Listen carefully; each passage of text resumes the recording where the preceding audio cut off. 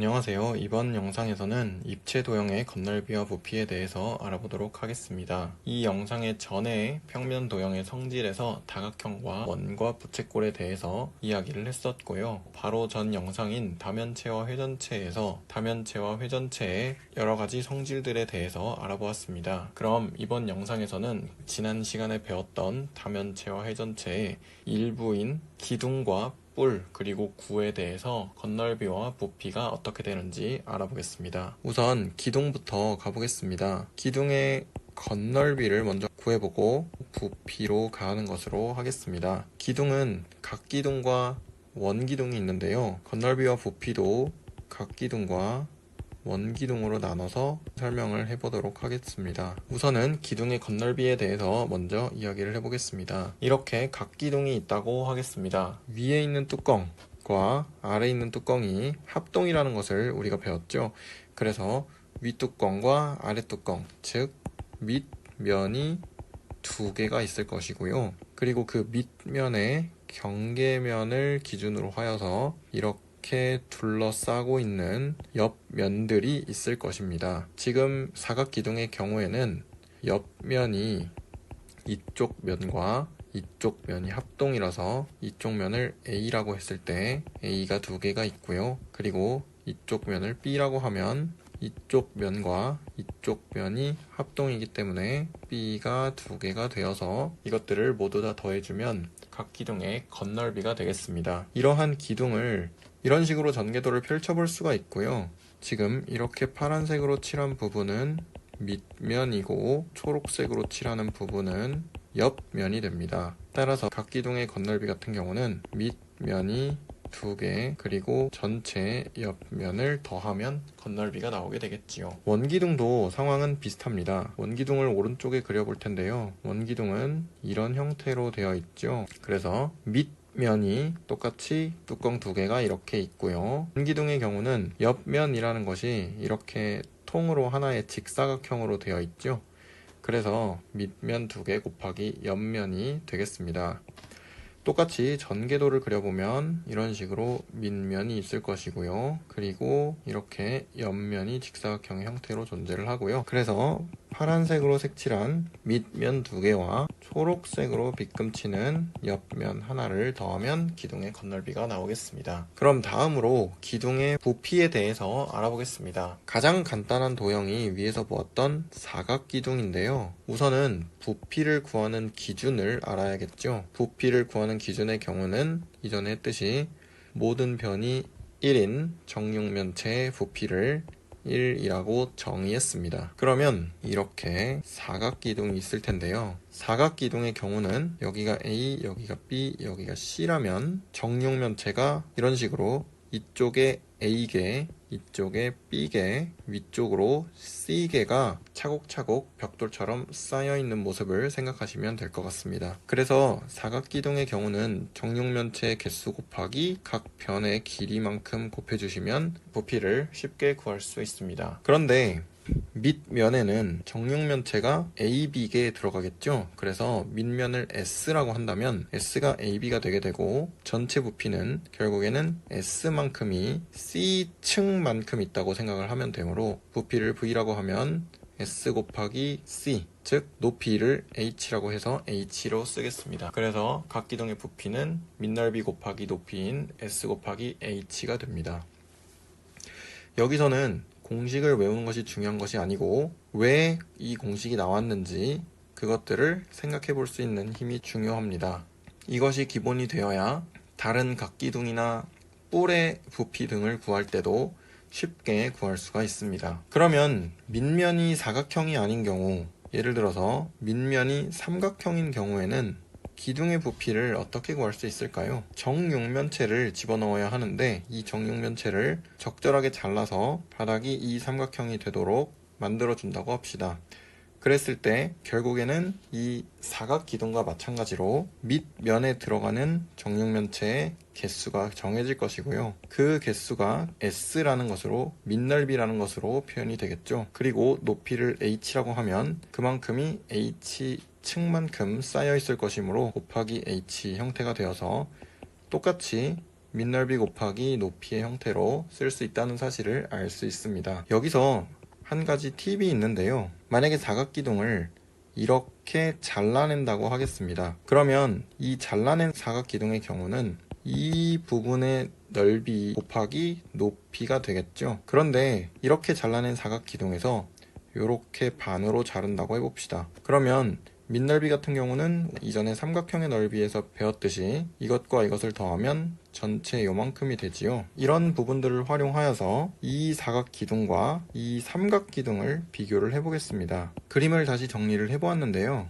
아까와 마찬가지로 이 사각기둥을 자른다고 해보겠습니다. 이 삼각기둥의 모양처럼 이렇게 자른다고 했을 때 그러면 삼각기둥이 이런 형태가 되겠지요. 이 삼각기둥과 이 삼각기둥이 같다라고 해보겠습니다. 그러면 잘려나간 부분과 이 부분이 넓이의 비율이 일정하겠죠. 그리고 차곡차곡 쌓인 높이는, 즉 층수는 똑같을 것입니다. 따라서 밑면의 비율이 곧 부피의 비율이 되고요. 따라서 이 사각기둥의 밑면을 S라고 하고 이 삼각기둥의 밑면을 S'이라고 하면 이렇게 사각기둥의 부피가 SH일 때 삼각기둥의 부피는 S'H가 됩니다.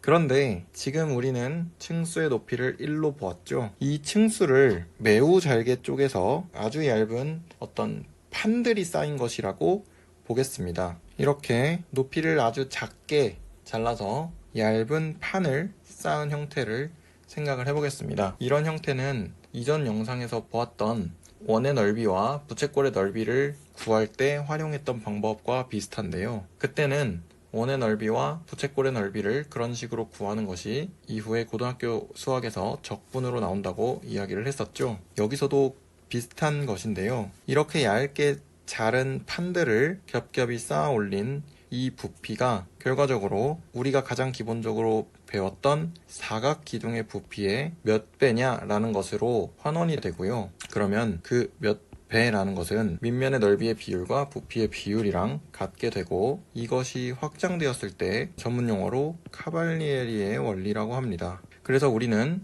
이후에 나올 뿔의 부피와 구의 부피를 구할 때 이 카발리에리의 원리를 활용을 해보겠습니다. 원기둥의 부피도 마찬가지인데요. 여기서 우리가 한 가지 짚고 넘어가야 할 것은 원과 정사각형의 관계입니다. 원과 정사각형은 한 변의 길이 또는 반지름만 주어지면 그 넓이를 확정할 수 있다는 것이 공통적인 성질인데요. 이렇게 정사각형에 내접한 원을 그렸을 때 반지름이 r이 되면 정사각형의 한 변의 길이는 2r이 되고요. 그러면 정사각형의 넓이는 4r 제곱이 되고 원의 넓이는 파이r 제곱이 되므로 4대 파이라는 비율을 일정하게 유지하는 것을 확인할 수가 있습니다. 그래서 원기둥도 위에 있던 카발리에리의 원리를 이용을 하면 이렇게 정사각 기둥에 둘러싸여 있다고 생각을 하게 되면 정사각 기둥의 부피와 원기둥의 부피는 그 비율이 일정하게 되고요. 따라서 원의 부피도 이러한 삼각기둥의 부피와 같이 밑면 곱하기 높이로 표현된다는 것을 쉽게 유추할 수 있습니다.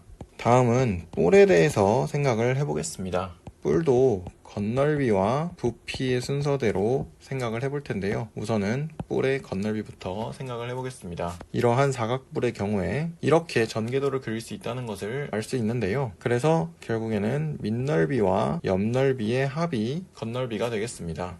원뿔의 경우에는 고가를 생각해 보시면 쉬운데요. 이렇게 뚜껑을 따고 모선을 잘라서 전개도를 그려보면 이렇게 된다는 것을 우리가 배웠죠. 그래서 뚜껑 밑면의 넓이와 옆면의 넓이, 즉 부채꼴의 넓이를 더하면 원뿔의 건널비가 되겠습니다. 여기서 주의해야 할 점이 이 길이, 호의 길이와 이 길이인 원의 둘레의 길이는 같다는 사실입니다.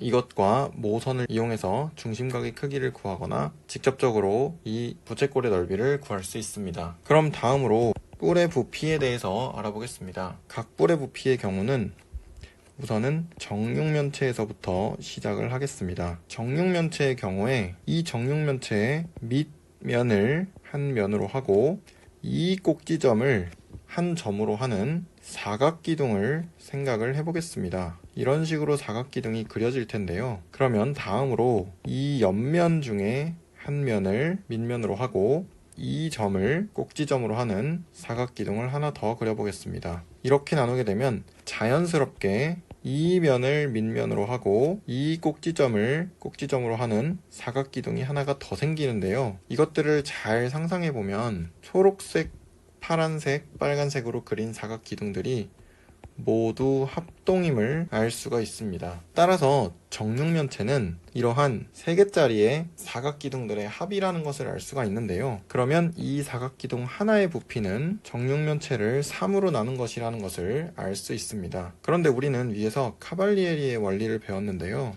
이 정육면체를 위아래 방향으로 길쭉하게 늘리면 밑면은 변하지 않고 높이만 변하게 되므로 이 파란색 사각뿔의 부피를 생각을 해보았을 때 높이에 해당하는 부분만 변하겠죠. 그래서 이 사각뿔의 부피는 전체 기둥의 부피의 3분의 1이라는 것을 알 수가 있습니다. 그리고 이 꼭지점을 중앙으로 옮겨도 똑같이 카발리에리 원리에 의해서 이러한 각뿔과 이러한 각뿔의 부피가 같을 텐데요. 따라서 각뿔의 경우는 높이를 h라고 하고 밑넓이를 s라고 하면 그 부피가 3분의 1 sh가 된다는 사실을 알 수 있습니다. 이것은 원뿔도 마찬가지인데요. 원뿔의 경우는 이 사각뿔을 가지고 와서 이렇게 정사각형에 내접하는 원 하나를 그리고요.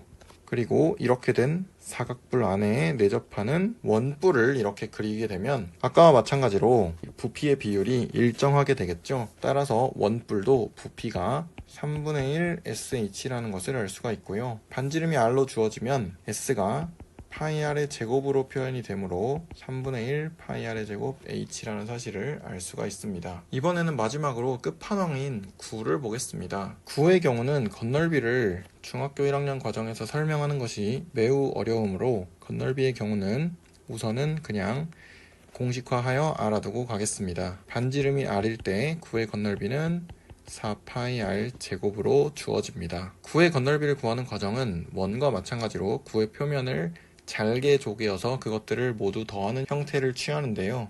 잘게 쪼개는 방법은 여러 가지가 있을 수 있습니다. 그러면 바로 9의 부피로 들어가 보도록 하겠습니다.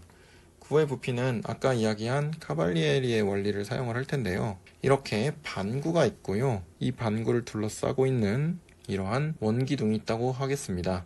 원기둥의 밑면은 반구의 단면과 정확하게 일치하고요. 그리고 높이가 r이면 9의 가장 꼭대기인 지점이 원기둥의 밑면의 중앙에 오게 되겠죠. 그리고 원뿔을 이렇게 거꾸로 그려주게 됩니다. 그리고 이 부분을 잘라 볼 텐데요. 그러면 단면이 이렇게 생겼다는 것을 알 수 있습니다. 여기서 이 길이에 해당하는 원의 단면의 넓이와 이 길이에 해당하는 원뿔의 단면의 그 넓이의 합이 결국엔 이 길이에 해당하는 원기둥 단면의 넓이와 같다는 것을 2학년 2학기 때 배우는 피타고라스의 정리를 활용을 하여서 증명을 할 수가 있는데요. 이렇게 되어서 원뿔의 부피와 반구의 부피가 그 합이 원기둥의 부피가 된다는 것을 알 수가 있고요. 기둥의 부피는 파이 r의 세제곱이 되고요. 뿔의 부피는 그 3분의 1인 3분의 1 파이 r의 세제곱이 되므로 따라서 반구의 부피는 3분의 2 파이 r의 세제곱이 되게 됩니다. 반구가 3분의 2 파이 r의 세제곱이므로 9의 부피는 3분의 4 파이 r의 세제곱이 되지요. 이렇게 해서 9의 부피까지 구해 보았는데요. 여기서 하나의 팁을 드리자면 이것을 확장하여 이렇게 원기둥 안에 9와 원뿔을 꼭 들어맞게 배치를 하였을 때 9의 반지름의 길이를 r이라고 하면 원뿔과 9와 원기둥의 부피가 각각 3분의 2 파이 r의 세제곱과 3분의 4 파이 r의 세제곱 그리고 2 파이 r의 세제곱이 되어서 1대 2대 3이 된다는 것을 알 수가 있습니다. 여기까지 입체도형의 건널비와 부피에 대해서 이야기를 해보았는데요. 각 입체도형의 건널비와 부피를 어떻게 구하는지 다시 한번 확인을 해보시고 구하는 방법을 잘 숙지하시길 바랍니다. 시청해주셔서 감사합니다.